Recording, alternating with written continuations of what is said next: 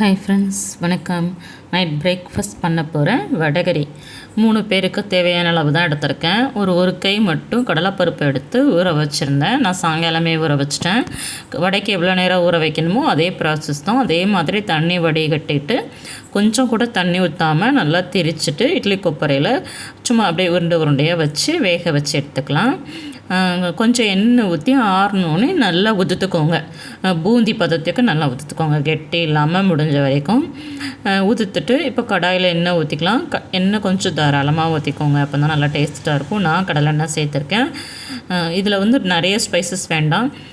2 கிராம்பு, பிரிஞ்சி இலை, சோம்பு, இஞ்சி பூண்டு தட்டி போட்டிருக்கேன், கருவேப்பிலை, பெரிய வெங்காயம் 1 குட்டி குட்டியாக நறுக்குனது எடுத்துக்கோங்க. நிறைய வெங்காயம் சேர்த்துக்கிட்டா இன்னும் நல்லா தான் இருக்கும். ஒரு சின்ன சைஸ் தக்காளி, கொஞ்சம் பேருக்கு. நல்லா வதங்கினோடனே மஞ்சப்பொடி, தனி மிளகாய்த்தூள், கரம் மசாலா, உப்பு, இந்த 3 மட்டும் போதுமானது தான். நல்லா வதக்கிட்டு எண்ணெயில் வந்து நல்லா வாசனை வரும். கரம் மசாலாவும் தனி மிளகாய்த்தூளும் வாசனை வரும்போது உதுத்து வச்ச கடலைப்பருப்பை சேர்த்துடலாம். தண்ணி சேர்க்குறதுக்கு முன்னாடி மசாலாவையும் கடலைப்பருப்பையும் நல்லா மிக்ஸ் பண்ணி விட்டுருங்க. அதுக்கப்புறம் நம்ம தண்ணி சேர்த்துக்கலாம்.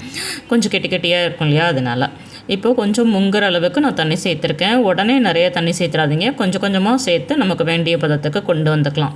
கடலைப்பருப்பு கொதிக்க தண்ணி இழுத்துகிட்டே தான் இருக்கும். நல்லா எல்லாத்தையும் இன்னும் கொஞ்சம் உருண்டை இருந்ததுன்னா அதை அப்படியே மசிச்சு விட்டுருங்க. ஒரு 2 நிமிஷத்தில் தண்ணி எல்லாமே இஞ்சிடும். அதுக்கப்புறம் நான் கொஞ்சம் தண்ணி சேர்த்துருக்கேன். நீங்கள் இந்த பதம் வேணும்னா கூட அப்படியே ஸ்டாப் பண்ணிக்கலாம். நான் கொஞ்சம் தண்ணியாக வேணுங்கிறதுனால இப்படி வச்சுருக்கேன். இதுவுமே தண்ணியாக இருக்காது, செமி கிரேவி ரேஞ்சில் தான் இருக்கும். எண்ணெய் பிரிஞ்சு வந்தோடனே கொத்தமல்லி தூவி பாத்திரத்தில் மாற்றினா சூப்பரான வடகரி ரெடி. நீங்களும் ட்ரை பண்ணி பாருங்கள்.